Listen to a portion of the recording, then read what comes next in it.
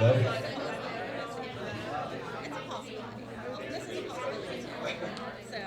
Welcome, everybody.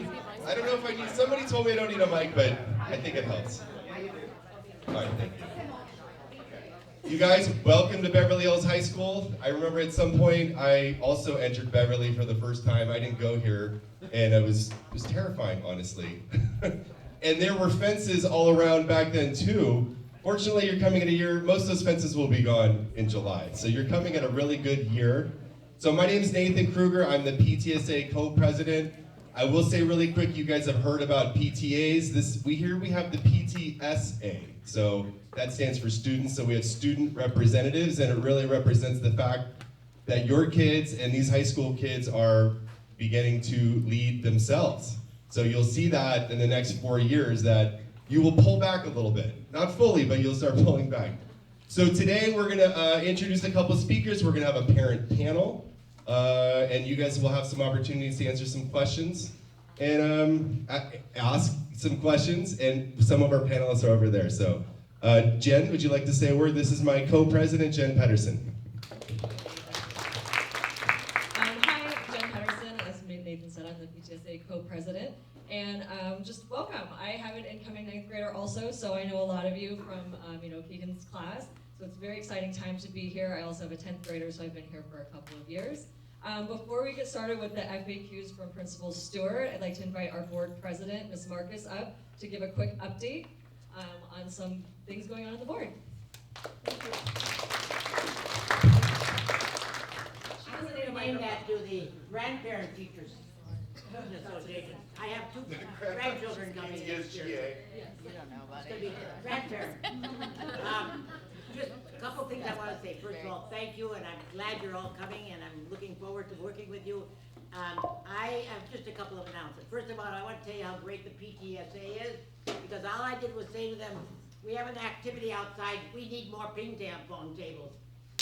Big back, they were there. So thank you very much for providing those ping pong tables for the Lunch Ping Pong Club. They love it, and they had a great big tournament, another one coming up in May. Second thing, for those of you that watch the board meetings, I hope some of you do, you heard last week or the week before that we did the academic strategic plan. Now the strategic plan has a whole second half. So I would encourage you to watch the second half of the strategic plan. It includes maintenance, safety, food services, and things like that. And it will be presented on this coming Tuesday. And I guess that's really all I wanted to say. I just want to thank you, welcome you, and now I'm going to run back to Sinai Temple because I'm doing a mahjong tournament. Thank you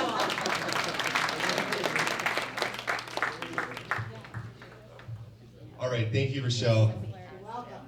Okay, so next up, the man that you will be interacting with a lot and his team, our principal, Drew Stewart.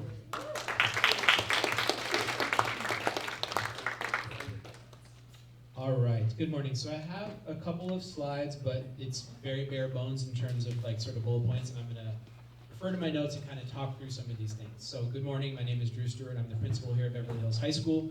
I recognize many of you. There are a lot of new faces as well, so that's very exciting to be able to get to know you all. This is my 8th year here. It's hard to believe I came here to teach back in the fall of 2017. I spent a semester in the classroom, and then I was asked to move into administration, and so I've been doing this ever since.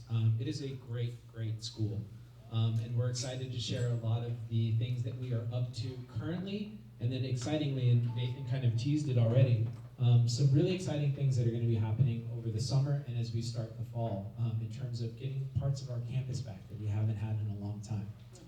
So, a couple of things. Is the first slide... Oh, perfect. Okay.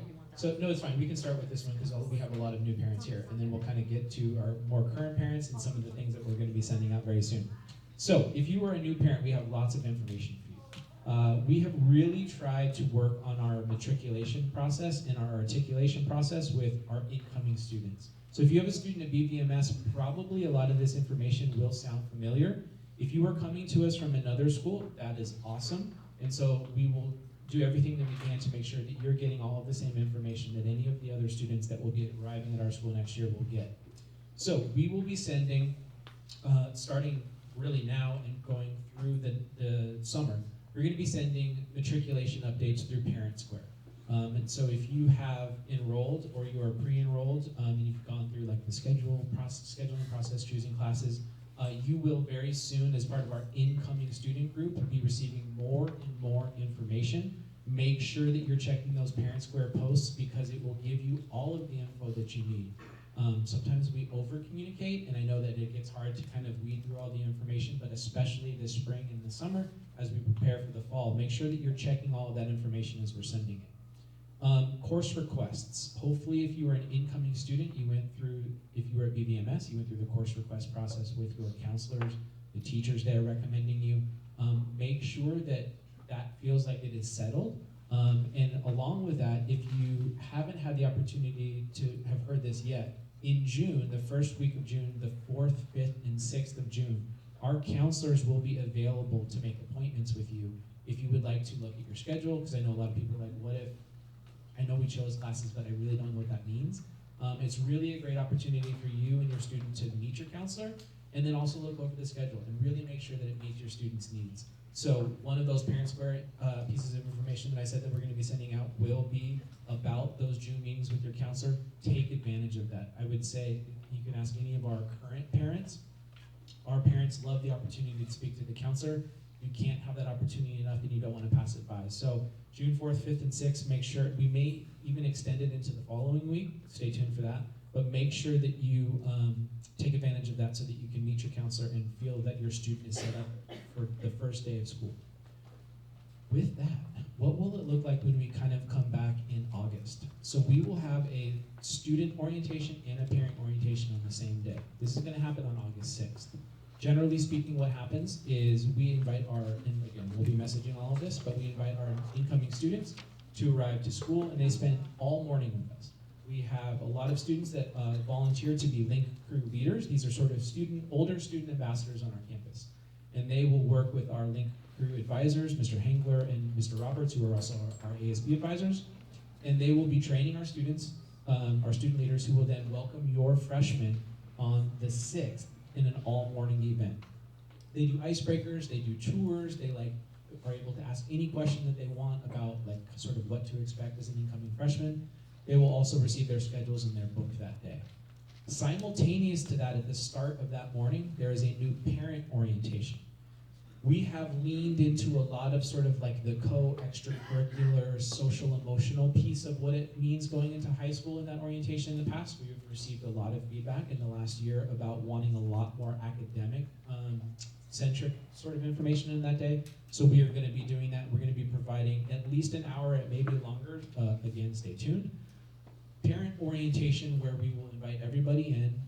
We will be giving you all the information that you need to know about how to help your student be successful as they transition into high school, both academically and socially, how to get involved. You're going to hear from ASB folks, counselors, our college center, our various administrators, and all of those people will help you hopefully demystify the process of starting high school. It's a really nerve-wracking experience, and you can probably, when you get to the panel, you can ask any of our students that are here. The first probably week of high school is like, what is happening? And then after a week, really and truly, once they start to find their niche, they find their way around campus, it really starts to get a lot easier. But we want to try to make that process as easy as possible. So that will be happening on the 6th. A couple of other things that we don't necessarily have dates for, but are part of this sort of welcoming process for you to know about. PTSA, we always partner with for a fall parent social.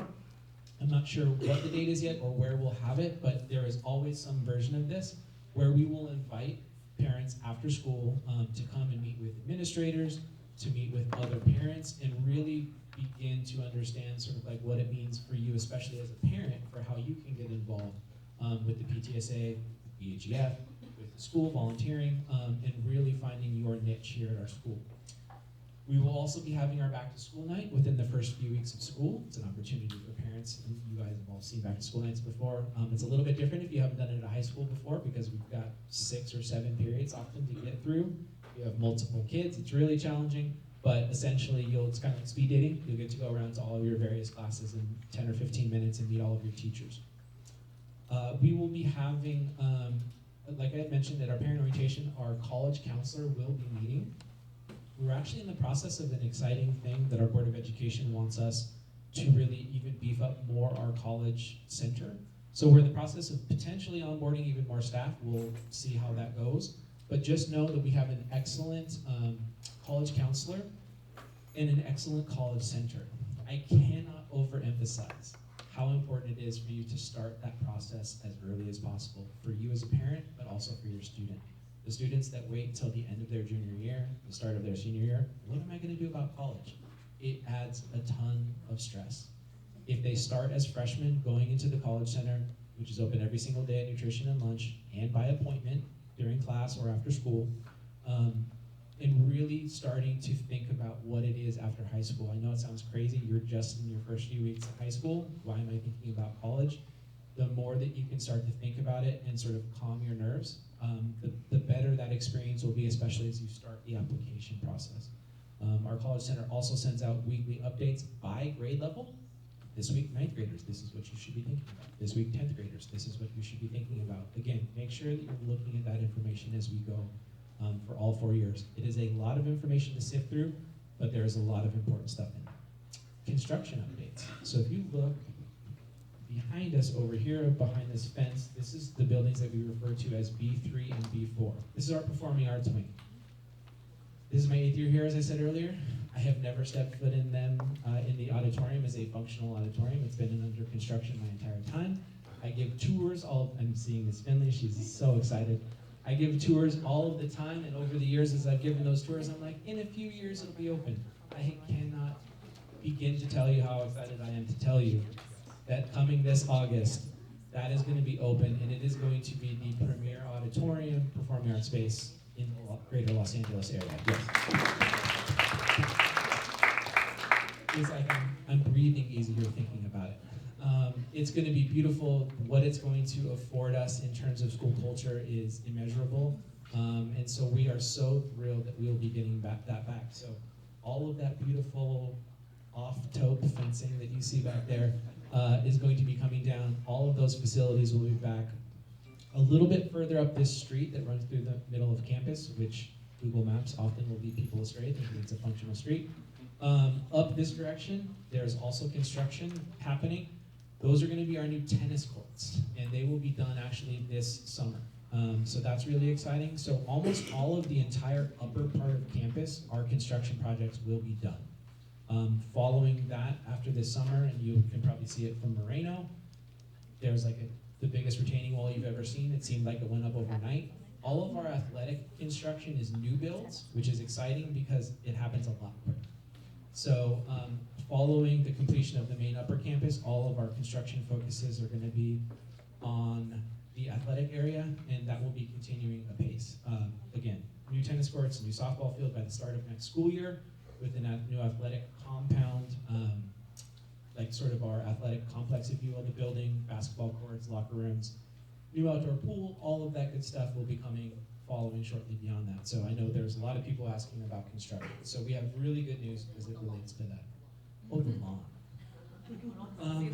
So the front lawn, kind of like the area closest behind this B3, B4 building in the attendance office, which used to be the front of school, that will be reopening in August as well. This, which is very exciting, especially if you've been here. I know that that is like literally hollow grass for people that attended this school. It is spoken with such reverence. So there's an ADA footpath now that kind of bisects the front of school. Everything to the south of that ADA footpath, closer to the athletic complex, is going to continue to be under construction as we're building the athletics side. Everything to the north of that footpath will now be our new front grand lawn. And we're very excited about that. So it's going to be a great space for our students to hang out, for us to do activities. There will be a fence on the street, so it will not become the nicest dog park in Beverly Hills. So I apologize, which it was for us some time. So that's our construction updates. Somebody also asked about morning drop-off. There is no great answer to this. We are an urban school.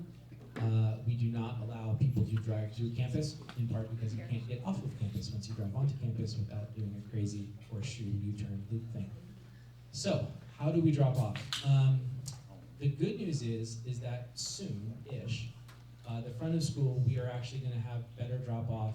We're going to actually have a cutout that will go kind of into and onto campus as the athletic area gets built out a little bit more.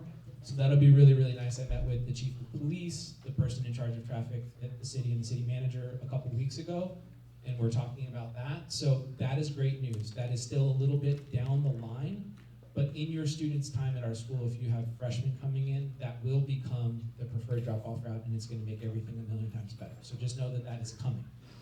In the shorter term, what is the best way? If you were to ask our neighbors in all of the neighboring streets on Durant, on Robbins, on Young, on Lasky, in any of those streets, they will tell you, please drop off on Moreno. As you know, it can get very congested on our side streets. We have a lot of residents trying to get in and out of driveways and parking structures and things like that. So we urge you as much as humanly possible to not try to drop off on like Durant and any of these places close to the school on there, and instead use Moreno. It does mean planning ahead. If you try to arrive at 8:27 and hope your student is on time at 8:30, it's tricky. If you arrive at 8:15, it's no problem. So it just means trying to plan ahead. And the way that we will ask you to do it is, and Mr. Chang is here and he can correct me if I am wrong, this is one of our assistant principals, Mr. Chang. To go southbound on Moreno, it is wide enough on this side, on the school side of Moreno, for drop off and for cars to drive past. It is not wide enough on the other side of Moreno. So if you drop off on the other side of Moreno, it means that you will be backing up traffic behind you. So it means a left turn off Durant, which is tricky, or coming off of Santa Monica. None of it is perfect, I acknowledge that. But just understand the safest and the quickest route for drop off for your student to get out of the car and onto campus is on this sort of southbound direction along Moreno, closest to the school, okay?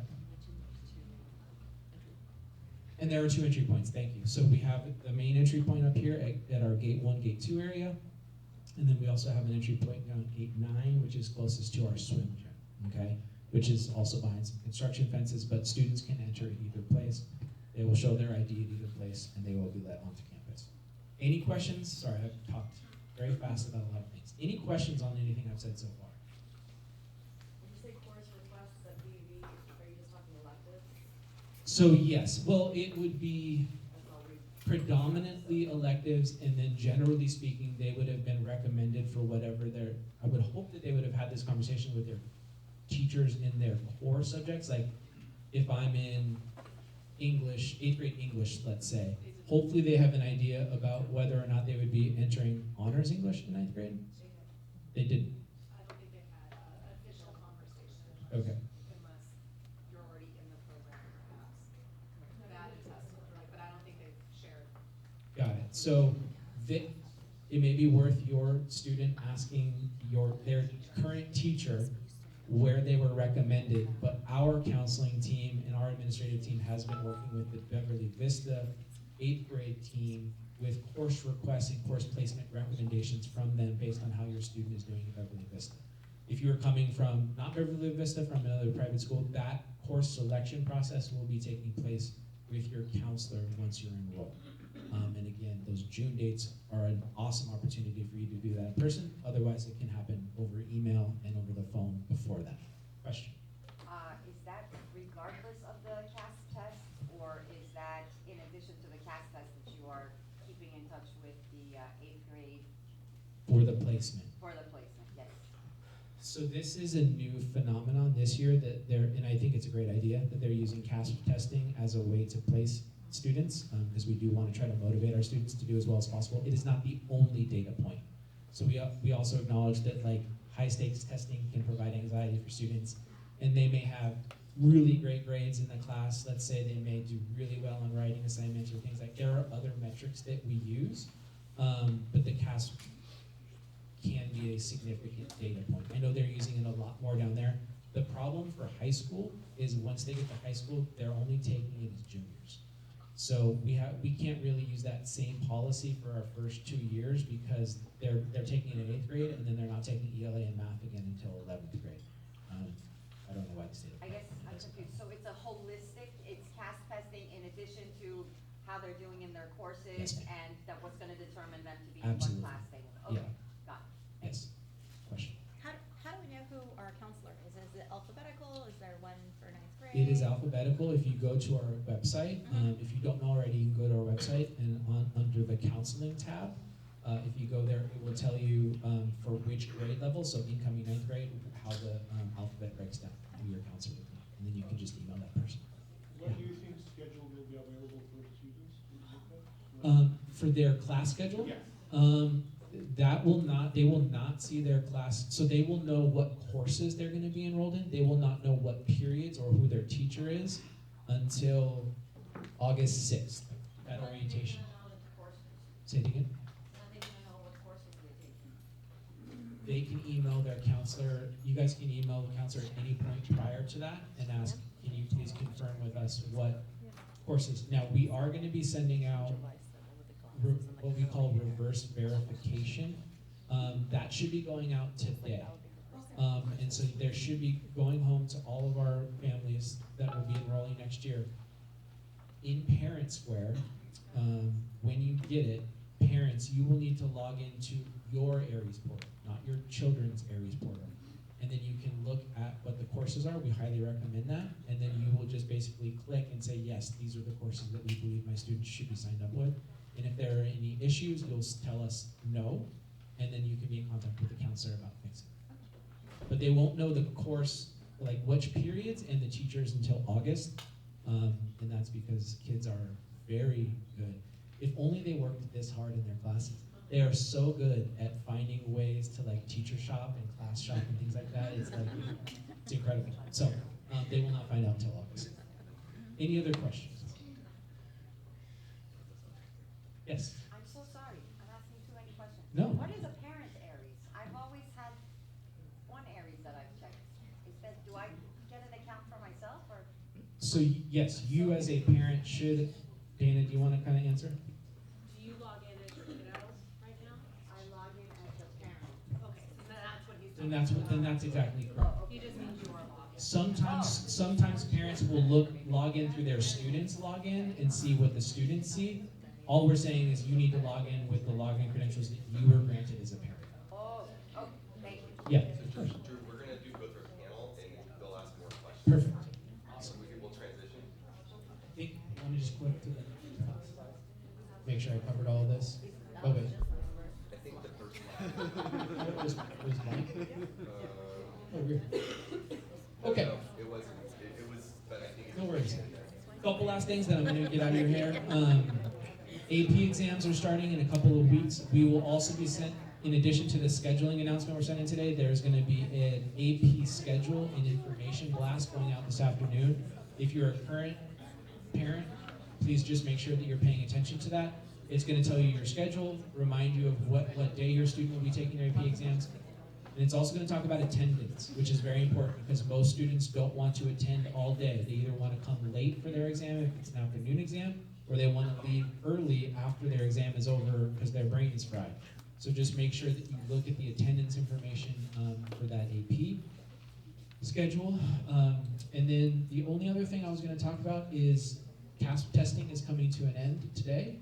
We're very grateful that we believe our students have done an excellent job.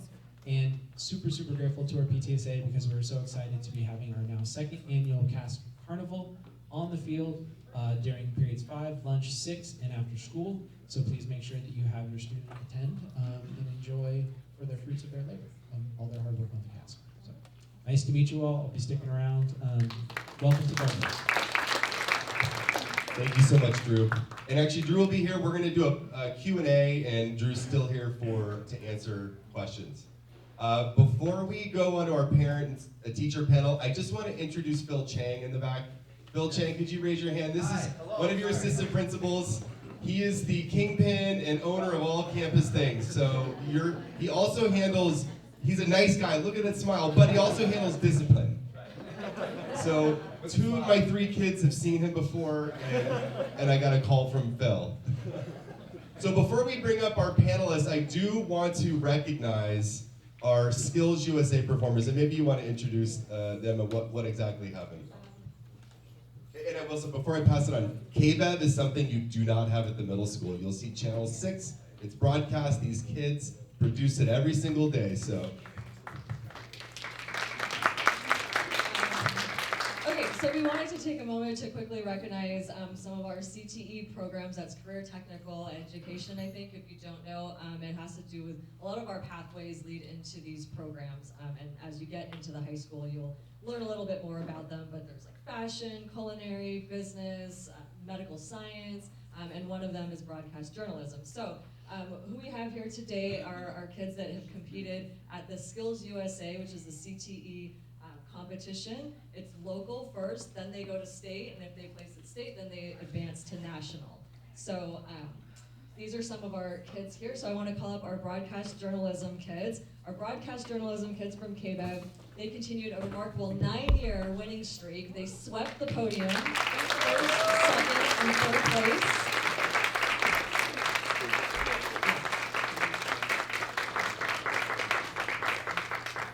First, second, and third place. So for gold, we have, if you guys want to, don't block me because I'm small.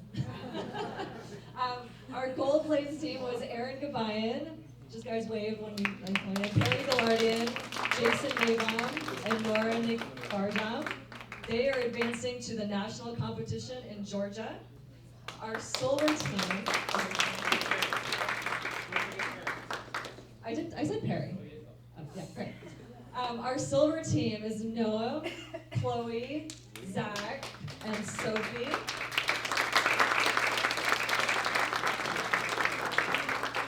And our bronze team was made up of Josh, Deborah, Sanvi, and Gunnar. And I'm just going to hand it over to Perry. He doesn't know that I'm handing this to him, but I just want him to talk a little bit about the program. Disconnected. Bluetooth. Perry. Okay, there you go.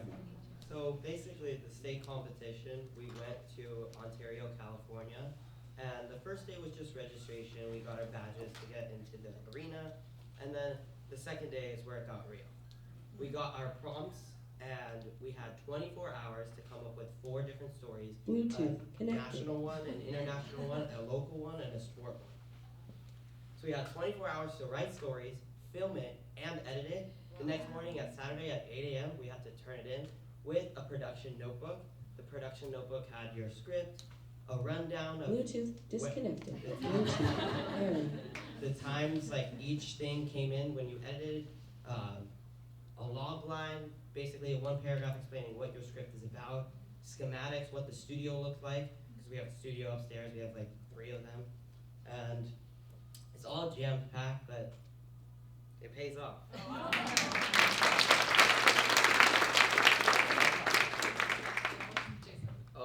No, it's just, this was the first year that we had a clean sweep, so that's a really big deal for us. We had first, second, and third. In the past, we've had first and second and first and third, I think, but this is the first time it's a clean sweep, and it's our second year in a row winning at state, so we're ready to bring back gold at nationals this time.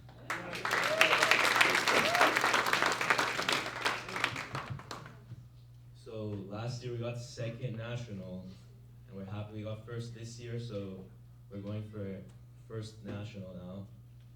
And I just want to thank Mr. Carey, because this is the 10th year or 9th? 9. This is the 9th year we got first in state, so I want to give a big thanks to Mr. Carey, he makes it all possible.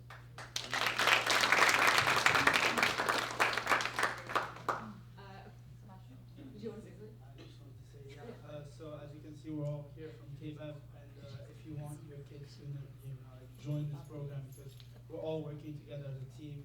Every day we meet up, we make news programs that go out to every school, that goes out to Spectrum Channel 6. So I joined freshman year. It's been the best program I've ever been into. So yeah, honestly, if you want your kids to join, we have classes, like a lot of periods they can learn and then become leadership members and everything. So yeah, like these two, they've been in the program for a long time, and now they're taking over next year. So it's gonna be really cool.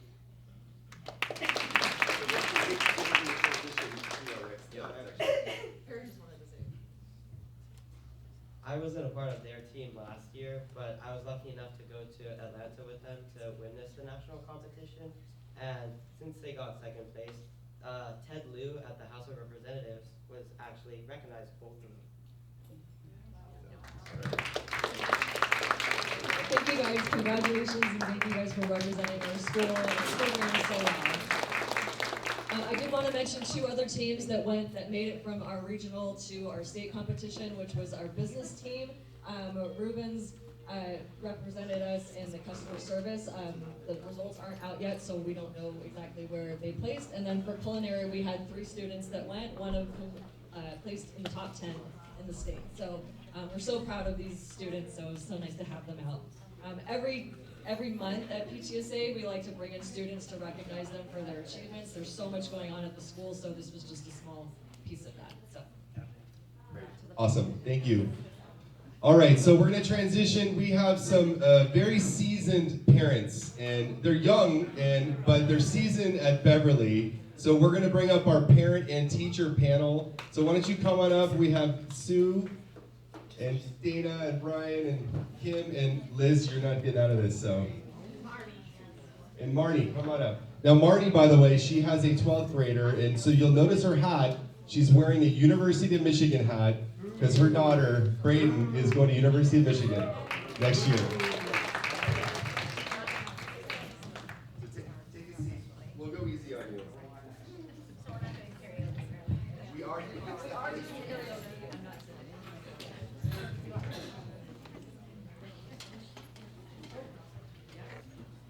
Okay, so really quick, I'm going to have you guys introduce yourselves and I guess what grade all of your kids are in, especially Liz, who's got, and if you're a teacher, what you teach as well. So I believe you're all parents and in addition to teachers on this set. So we'll start with you, Liz. Hi, I think I've seen a lot of people in here. It's nice to see you guys. My name is Elizabeth, and I have 4 kids in the district. 2 here in the high school, one's graduating this year. And she's going to University of Miami. My second one is a sophomore here. My third one is in 5th grade going to the middle school next year. So I have that transition just like you guys do. And then my youngest is in 1st grade at Already. Hi, I'm Marnie Pricehand. Originally from New York, so it's been really fun raising my kids here in California. So if anyone who's not from here, I totally get that too. And it's been really cool. So my older daughter graduated in 2021, is graduating University of Arizona on a full academic scholarship and getting her master's in sports management on a full scholarship. So we can talk about any of that. And she didn't take any APs, just saying. APs are great, but all the people who panic about that, you can have an incredible journey without that as well, especially if you're a double sports or a triple sports kid, which they will talk about. And my younger one is on a choir trip right now, who had a fever and fought through it because performing arts, the show must go on, and they're a different type of team, just like these guys, and is going to University of Michigan to study musical theater.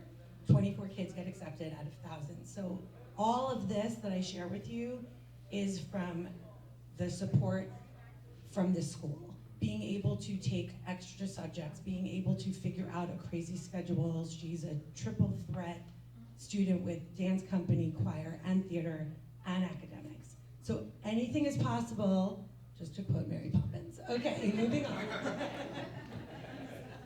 Hi everyone, I'm Kim Hartley, and I'm currently PTA Council President, and was also PTA President at BV, and co-president with Nathan at BVMS. I have an 11th grade son. He's a robotics leader.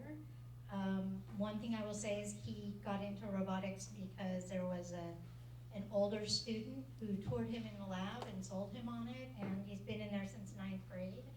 And it's a great program. The 9th through 12th graders all work together. It's just one pathway into the capstone program, which is the end.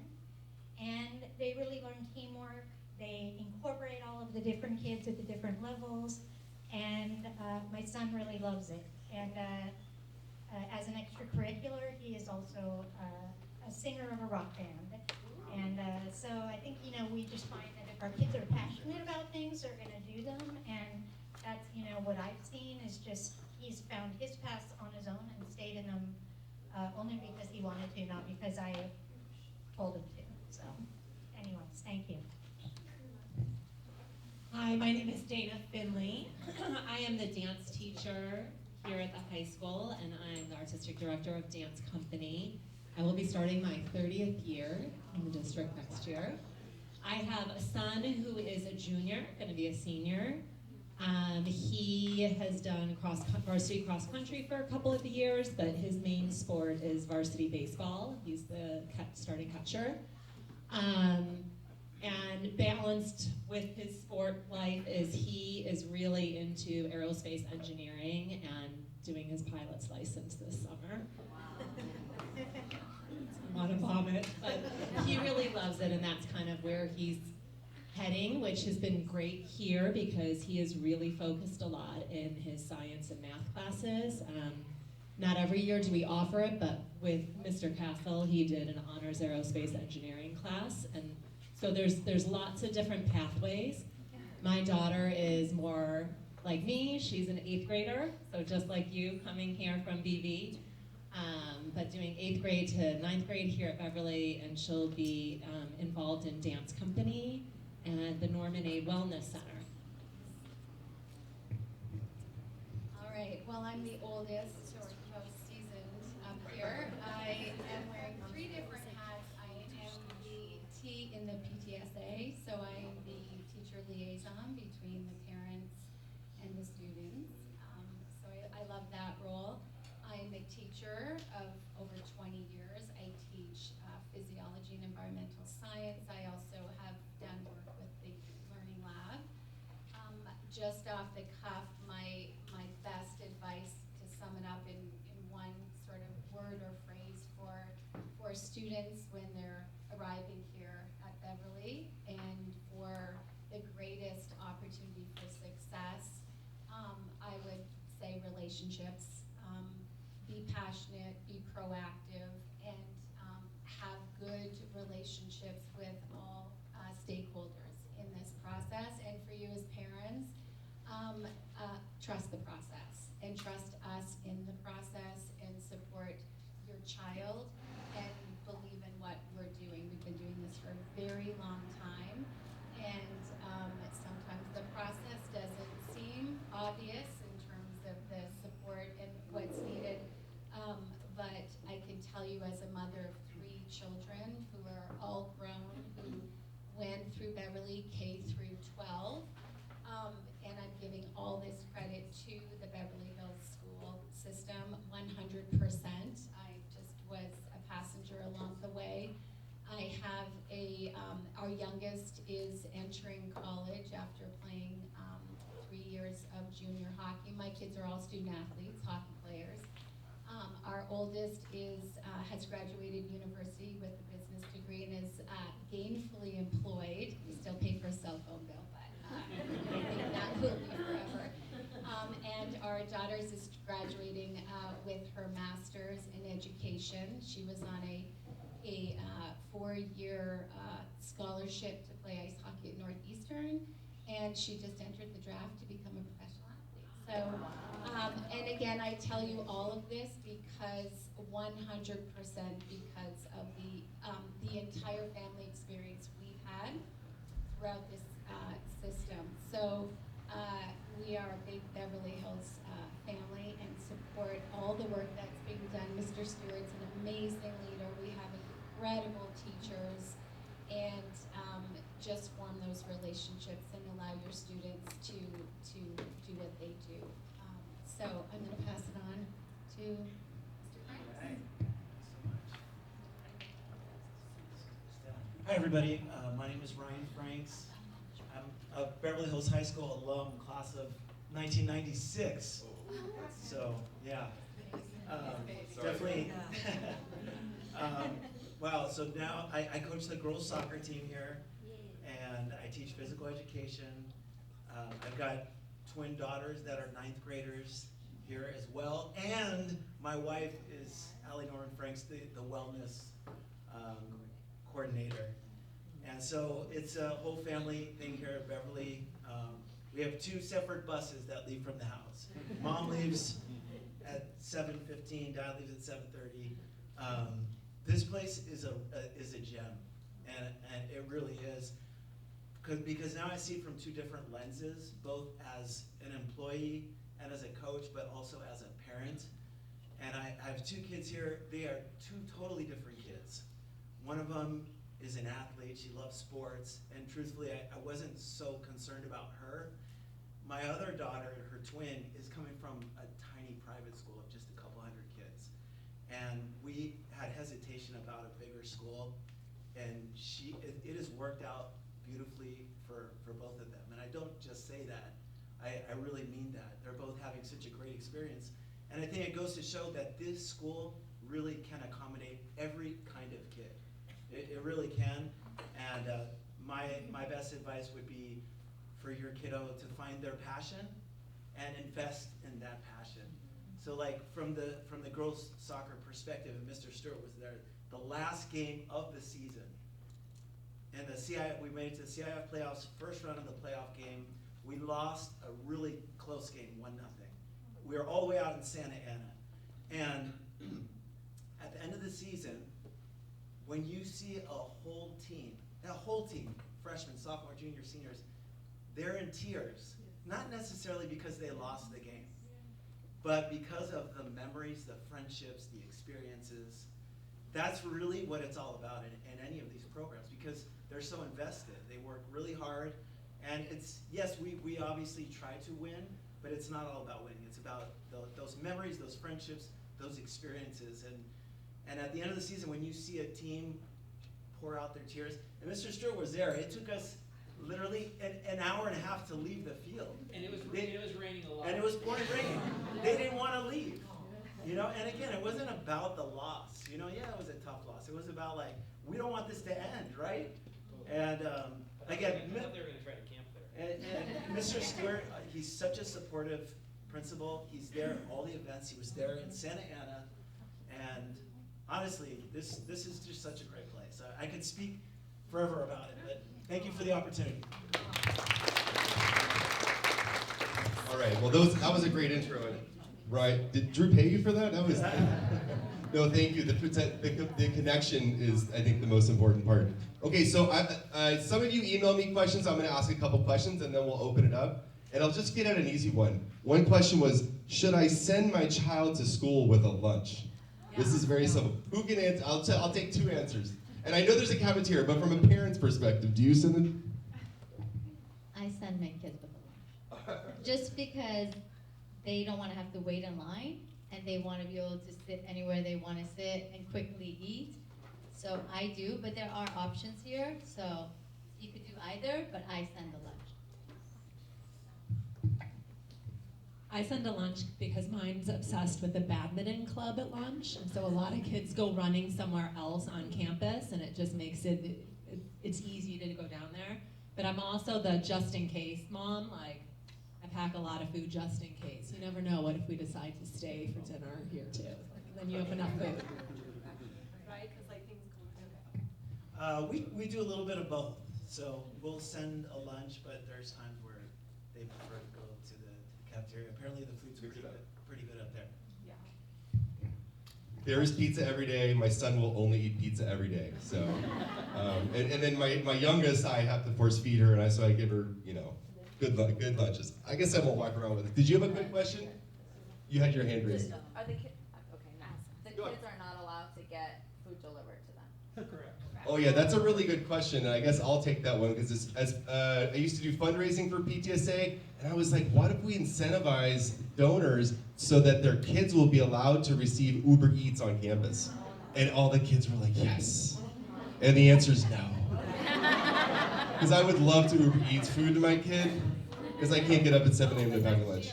But next year, if your kiddos, once they get here, do really well on their CASP testing and improve band, right, up, then they might be able to get an off-campus pass, in which case they could go get other food. All right, I'll ask a couple more about sports. There's some questions about how does the athletics experience change from middle school to high school? And that's a pretty broad question, but I'm sure like practices, intensity, requirements, things like that. I don't know. Ryan, you want to take it? There are, as amazing as the middle school program has continued to grow, there are even more opportunities on campus here. Again, my kid's a baseball kiddo, and there's not baseball at the middle school, so when we got here, that was a huge one. The thing I would say about being an athlete here is that you have to let your kid be their own self-advocate and coordinate with their teachers. Because there are games. Not only are there practices, so we travel to La Cienega Park and practice, which is built into the schedule, but also on days when they don't meet, like after school they're going to the park. But during game days, especially if it falls on a day where they need to get on a bus and they're going earlier and they're gonna miss some class, mine misses pre-calc, he has to organize with his teacher, which is very easy. She's super accommodating, but he just checks in, or the next day they've talked and like the next morning she's here and he'll go and check in. So you just, if you're an athlete, you just need to instill kind of being on top of it so that if you have to miss anything, that you can get caught up. But I really feel like that's who he wants to hang out with. They had after their game last night, they all went back to one of the parents, had them all at their house. He didn't come home till like 8:30. They were like in the pool, hanging out together. Like, again, like Coach Ryan said, the connection is who they want to hang out with. But definitely it's not just only like, 3:15 to 5. It's probably longer. Our practices are longer. I know for dance company, we stay after school every single day, all the way up through our show, and then even then we've got, like last night, we performed at BVMS's dance concert. So like there's still performances happening. I just want to add, as a teacher, not only is it great to find out what the students are doing in their extra time, that is what I'm talking about with communication and relationships, because you definitely need to form that, and teachers are so willing and supportive. I know for myself, I've had many students, wonderful, accomplishments. Yeah, and it's great because then you can customize the needs. Look, I don't need to get that paper in from you tomorrow. I know you've been here from, till 12 o'clock at night. Not you, but have your child communicate and form a good relationship, and then all that stuff flows really, really easily. We are huge supporters of extracurriculars, and even if it's not a school-sanctioned extracurricular like my kids, they had great support, again, because they communicated, and those relationships are really invaluable. Some of the differences between the middle school sports and the high school sports.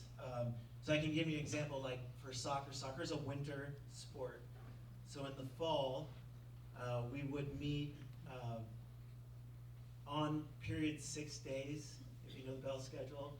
So we would meet for practice. It's usually about 90 minutes, an hour and a half. So we meet Tuesday, Wednesday, Friday in the fall. This is before the season, it's preseason.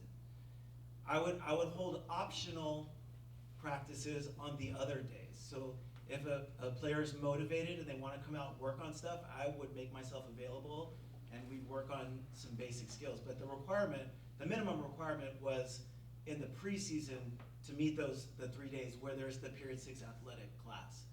Once the season starts, then it becomes mandatory 5 days a week because now we have games and practices. So during the season, we meet all 5 days. So it is a much bigger commitment in high school as opposed to the middle school, where I think it's just, you just meet like 2 days a week. Can I Yes? just ask a question about Sure. the preseason? But what happens if they're in a fall sport? So say they do cross country and then they're gonna go into. That's an excellent question. So for example, I think Sharzad's parents are here. So Sharzad she did 3 sports. She's a rare 3-sport athlete.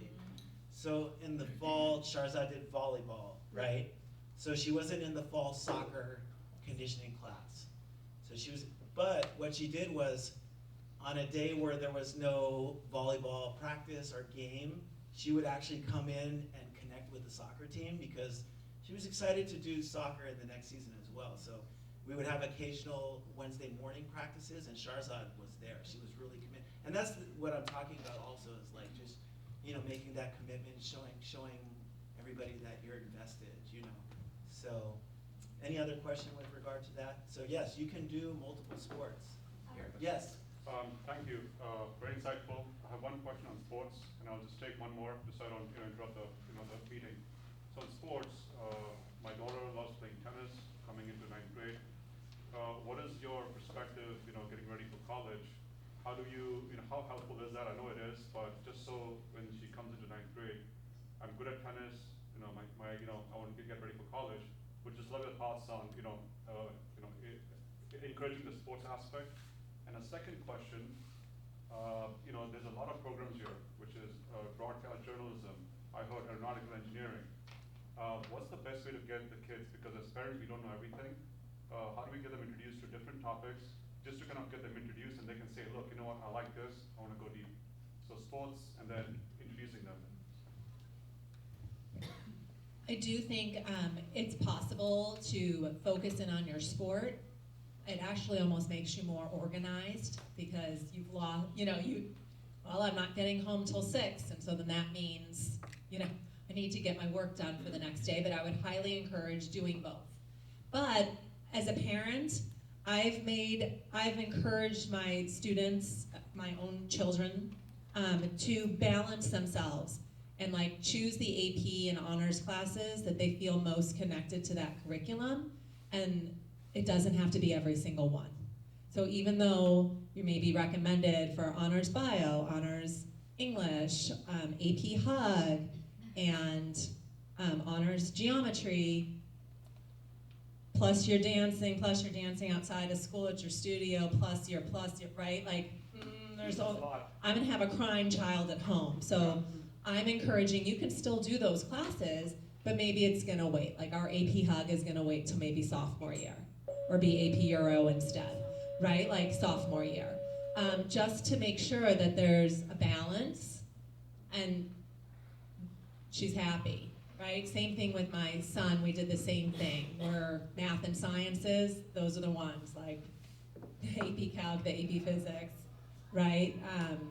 He has really been another program, I keep telling you about other programs, but AP Computer Science, that program is so incredible, and he was so inspired this year that he's doing AP Cyber Networking next year. So balancing them, but it's possible. I just don't think you need to do every single thing that we offer. And then in terms of trying to find, how do you find out all about it? When they come for freshman orientation, they're gonna have our link crew. We've nominated kids, and kids have self-selected themselves as well to be leaders and wanna share Beverly and all that it has to offer. And so they'll get a chance to also, when they come on that freshman orientation day, to meet people, students who are already here, and hear about some of these. And I think that happens before the whole Change-a-Palooza day, where they could possibly change something. If all of a sudden they're like, oh, I had no idea about KBEV, I want to change, that it might be possible for freshman year. And then once they're here on campus too, they'll start talking. A lot of the kids in my classes, they all share what they've done and where they've gone. My kids are lucky, my students are lucky that I have 9th through 12th graders all in the same room. And so they hear from the upperclassmen what their path was and what they enjoyed, and then they try it out. Yeah, I love that you said that about starting as a freshman, because having an athlete for 4 years in 2 sports and having a performing arts kid, all the colleges, when they say they're looking for rigor, yes, the academic kids and the AP rigor, but the sports kids, they want to see 4 years. They want to see you're committed. If she loves tennis, start now and continue, and the school will support that. They just had a big thing where they invited all the kids who did their pathway, which was 4 years of dance, 4 years of theater, 4 years of choir. You can always jump in, but if your kid knows now, go. The top performing arts schools don't necessarily look at AP, but they say, we want to see your rigor in performing arts. So, and the same with an athlete. So I hope that helps. If they have a passion, and if they don't know any, they're like, I just want to go to school, I'm a kid. They'll find out. But if you, and that's cool too. Right, and that's why we have so many things. But if you do know, run, because don't go, I don't know, but she'll still be a kid. But yeah, and there's also things they can do in summer, because I know some people were concerned about squeezing it all in. And I'm from the East Coast, we go to camp, we love summer, relax, but if you can squeeze in one class that could let you do other things during the academic year, then why not? Okay, did that help? I will say also, freshman year doesn't matter as much for colleges, so if you feel like your child is discovering that they're not enjoying what they're focused on in their freshman year, they can still pivot. But sophomore year, it's probably the time to start focusing on a track in terms of, colleges. So I did have one more question here. The question really was around, for performing arts and for STEM students, what was the one or two classes or key activities that your child experienced that really kind of helped them succeed or really find their path? So a particular club, a particular extracurricular, a particular class. I'll start with Kim though. So STEM and performing. I'll let you two go. We'll start with this group. Yeah, I would say my son's been in robotics since 9th grade, and he really hit it off with the teacher, and he was going to go engineering, and he decided to go robotics. He was brought in there, and he got an initiative award in 9th grade for robotics for just asking what he could do, and that's just one of those pieces where the kids are in 9th grade and it's a pathway and they know that they love it. They should just ask, what can I do? How could I be involved? Just encourage them to make those connections and build those relationships, because it will be a support structure for them throughout the entire time. Okay, I'm not gonna get emotional, right? Okay. If your kid, I say this, and I'll try and not keep my New York temper, okay? If your kid likes to sing, join choir. Just try it, because they like to sing. And they will have an incredible experience. Things change, different trips, different years, different performances, different places. God bless, they're gonna have a place now. I'm so jealous. We're gonna come and just go, oh my God, congratulations. But if your kid likes anything in theater, there's incredible tech here that you don't get in a lot of high schools. I mean, Mary Poppins was put on by the entire performing arts department and nominated for awards next week. The Jerry Hernans, they'll be performing. I mean, it goes on, and there's so much happening in the school that you almost can't even keep track of it. But if you have the track that you're interested in, then to keep, okay, my kid's really interested in choir. I'm gonna find out all I can about that. My kid's interested in band, my kid's interested in theater. So my daughter Brayden took theater from freshman year to senior year, choir freshman year to senior year, and deco freshman year to senior year. So it's, when you ask me that question, it's like, take it all, go for it. And worst case, it's like, you know what, I like theater, but I'd rather do tech. Our tech guy, Thomas, is off the charts. He's doing Broadway caliber sets, and it's just incredible, yeah. So, yeah. You don't have to know. No, you come from middle school. So I'm saying, if you like it, there are kids who are like, I sang in the talent show, but I don't know. I'm like, well, then why aren't you trying choir? Oh, I tried choir, I loved it. It just, you don't know. And if you do know, then try it a little more, I guess what it is, because these teachers, and I just have to say, both of my daughters had Miss Jovetic, and when I walk out of this school and say, what am I gonna hold on to the most for my kids, it is the staff. Because we were under, construction for both of my daughters. They didn't have a softball field. The staff and administrators found them a softball field. They turned the lacrosse into a softball field. I don't know, but we have one now. And that's continued in the softball, such a legacy. I'm so proud of that. I don't really need this. And we didn't have a theater, and they created a theater because of the staff and the support when she's missing because of a choir trip. Miss Jovetic said, we'll work together. So the staff I will love you all. Thank you, Marty. Yeah. So we'll take your question, maybe a couple more questions in 5 minutes. We're gonna wrap it up. And I have one last question for this future parent. So my simple one, so what's the process for signing up for a sports team? Is it just going to classes and then some tryouts, or how it works? Yeah, well, first of all, the summer, if you're around, is the best opportunity to get started with the high school sports, if you're around. Because I'll be coaching the summer soccer. A lot of times the head coach is running the summer program, and it's a great way for your kiddo to kind of get an introduction into the sport, see if that's what they want to do, you know what I mean? Get the coach to learn the student. And then we have tryouts right before the school year starts. at least for the winter season. Fall and winter. Fall and winter. Spring trials don't happen until November. Is it the same as theater, like they have to try out before? No, theater, they need to just talk to their counselor about wanting to take the class. Like for choir or theater, to just take the You introduction. take the class, and anyone in the school can audition for any of the shows, but yes, the teacher gets to know and train the acting kids and the choir kids and the dance kids, so they know them better, and maybe they're stronger because they're in the class, but anyone has an opportunity, and there are kids who are in the musical that loved it so much that then signed up for theater the following year, so like you said, like learning, you love You know, something. but when you do theater, you don't only have to do the acting part. That's what I said about tech. Yeah, there's so many. When The tech I went class. to school here, Yeah. I went to school here moons ago too, right? But when I went to school here, I didn't necessarily want to be on stage, so I did the costume design. Yeah, So there's a there's costume class. there's so Yes. many different things to do that you could be involved in different ways. So they can just sign up for the class and Just sign up for the Yeah. I'm going to throw one from left field. There's a question of a parent who has a child in 3 schools. So how do you manage drop-off, logistics, sports, and all that in 3 schools? And I know some people that have one in private schools, that's 4 schools. So that's why we have Liz here who has a child. Are you in 3 schools? It's just happy I'm here because I have 4 kids. No, because you're the smartest and everything. I mean, you make it do, you know, the community. This is, I think the biggest thing is community. You make friends with your kids' friends, parents. I rely on families to help me, families rely on me, we help each other. But you make do, you know, your middle schooler starts at 8, so I drop my middle schooler off, and then I run back home, and I pick up my elementary school, and I drop my elementary school. Up until this year, I had to leave the house a little earlier. I dropped the middle schooler off, and then I dropped the high schooler off, so she was on time, and then I would go to elementary school.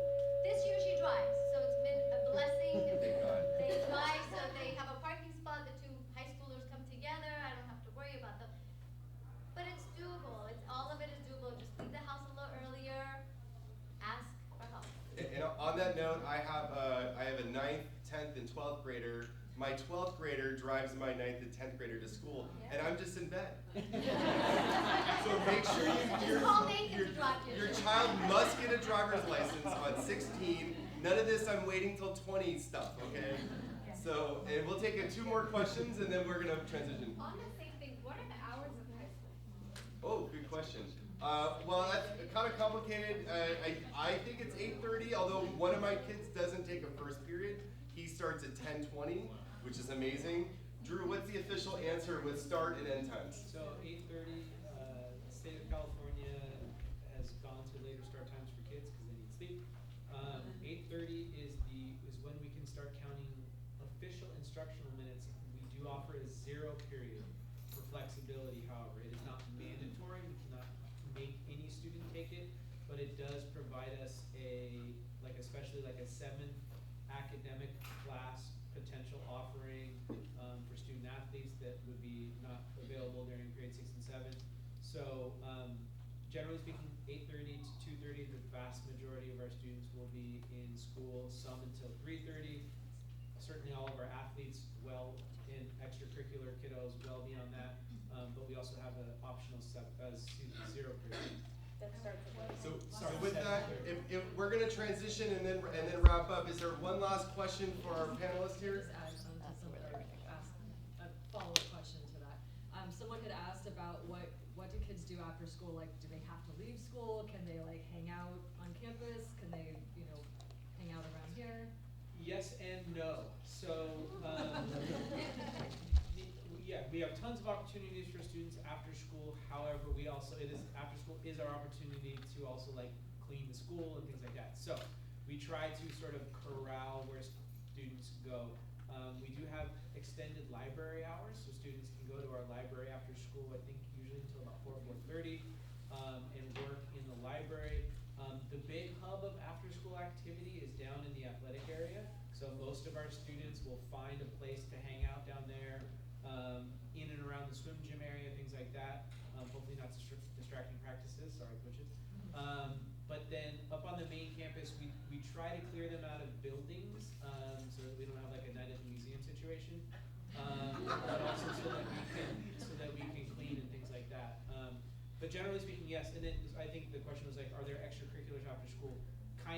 like athletics for sure. We have some of our classes are offered in the later periods of the day, period 7, 8, 9, like KBEV, broadcast journalism. We have robotics tends to be later in the day. Some of our performing arts are later in the day, both whether they're actual classes or they're doing rehearsals for choir or theater, things like that. But in terms of some of the after-school programming, like you may have been used to it, like the middle school, or certainly the elementary schools, like adventure camp, things like that, we do not offer that here through the city.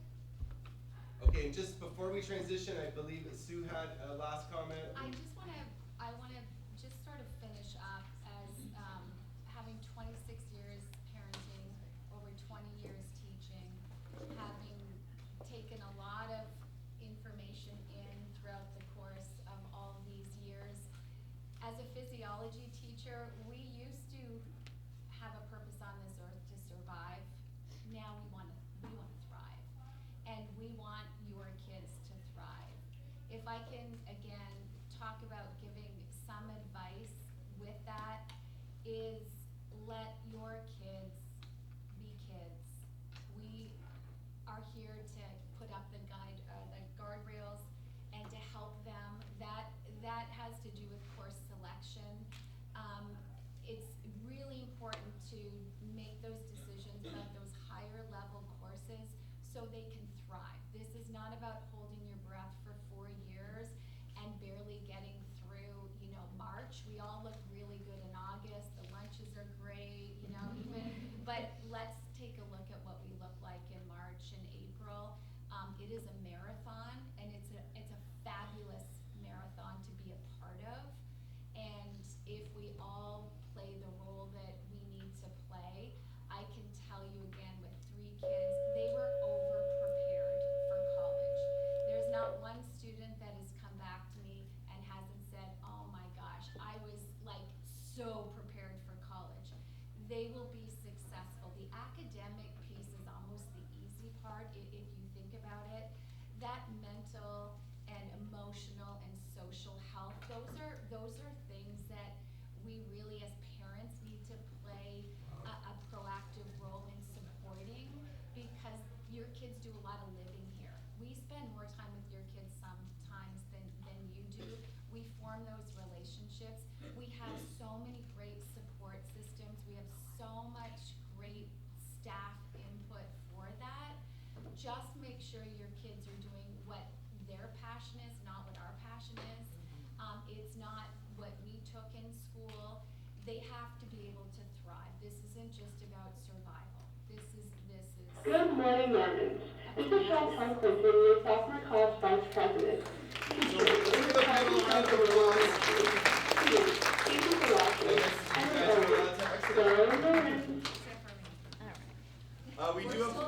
We have one last thing which I would appreciate you guys to stay for, and then we will let you guys go.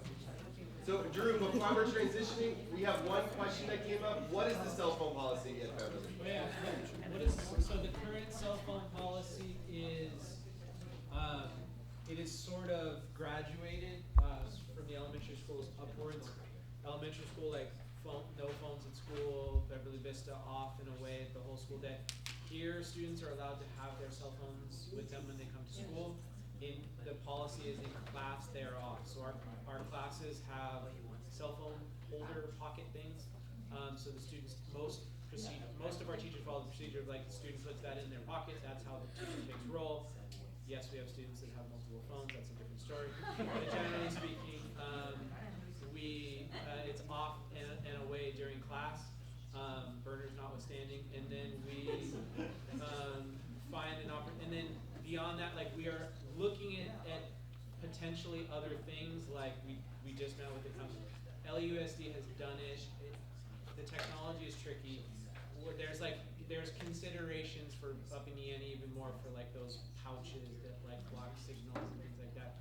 That is a Board of Education policy situation. So I will tell you that I was unhappy when the board went to no phones in class. I was a proponent of teachers making that decision in their class.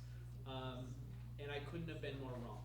It has ended up being so much better for us to have that just as a school policy. It was a much smoother transition than I expected. So should the board come out with a even stricter policy, It'll be our job to enforce it, but I think it will benefit our students. It's just really changed how everything works for our kids. Life is so much easier for us without them. So I feel bad for our kids. So we'll see. But sorry, students, I know you don't like to hear that. But right now, for now, as far as I understand, next year they can have it at lunch, nutrition break, all that, but in class it's away.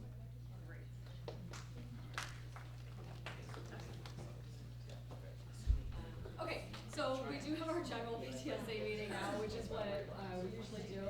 Hold on, I wanted to just highlight this. This is the link to sign up for the high school newsletter. If you already get the one from BVMS or your other school, great. But if you wanted to start receiving the one from the high school, that's where a lot of these announcements will be coming out, also through parents who are from the school. But this is another way for you guys to stay involved and stay engaged in like what goes on here. We're gonna kind of just breeze through, I'll leave it up for a second. Breeze through like our official meeting. We don't have financials to review. We do have minutes, but I think we can go through that. And we'll just talk about some of the highlights that have gone on in the last month. Obviously, we recognize our KBEV students.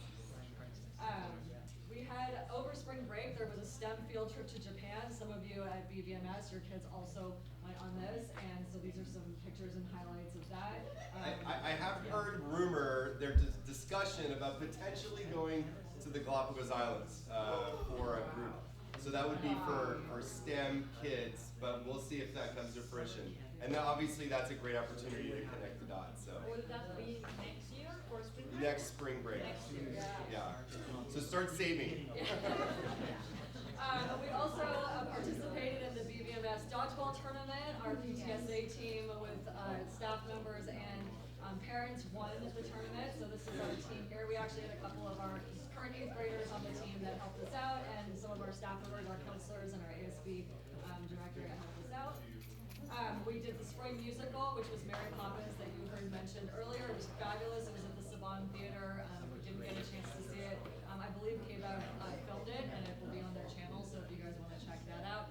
The performing arts here is just like top notch, so definitely direct your kids to be involved and to come and see.